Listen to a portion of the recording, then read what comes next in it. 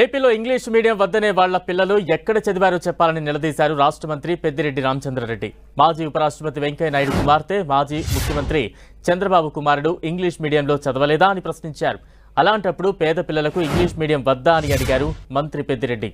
శ్రీ సత్యసాయి జిల్లా హిందూపురం పట్టణంలోని మేలాపురం సర్కిల్లో బహిరంగ సభలో మంత్రి పెద్దిరెడ్డి విపక్షాల తీరును విమర్శించారు. ఓటు లేని స్కూలు పిల్లలకు కూడా దేశంలో ఏ నాయకుడు పెట్టనటువంటి పథకాలు పెట్టింది జగన్ మాత్రమేనన్నారు. 2014లో చంద్రబాబు ఇచ్చిన హామీలేవి నెరవేర్చలేదన్నారు. వైఎస్ జగన్ తన పాదయాత్రలో ఇచ్చిన ప్రతి హామీని నెరవేర్చినట్లు చెప్పారు పెద్దిరెడ్డి. హిందూపురం నియోజకవర్గ ఎమ్మెల్యే అభ్యర్థిగా పోటీ చేస్తున్న దీపికను, పార్లమెంట్ అభ్యర్థి శాంతను గెలిపించాలన్నారు పెద్దిరెడ్డి. ఇంగ్లీష్ మీడియం అని అడిగాడు. మరి నీ కొడుకు ఏ మీడియంలో చదివాడని అడుగుతున్నాను. వెంకయ్యనాయుడు కూతురు కానీ కొడుకు కానీ ఏ మీడియం చదివారని అడుగుతున్నాను. వెంకయ్యనాయుడు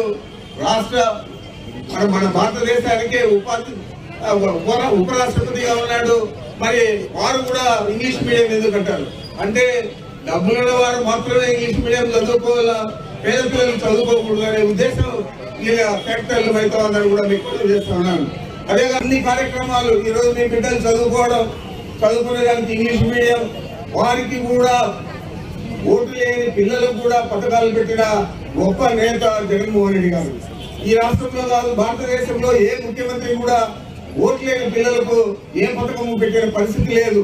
ఈ రోజు అమ్మఒడి కానీ, విద్యా దీవెన కానీ, వసతి దీవెన కానీ, ఇళ్ల విషయానికి వస్తే మన రాష్ట్రంలో మహిళల పేరుతో 31.5 లక్ష ఇళ్ల పట్టాలు ఇవ్వడం జరిగింది.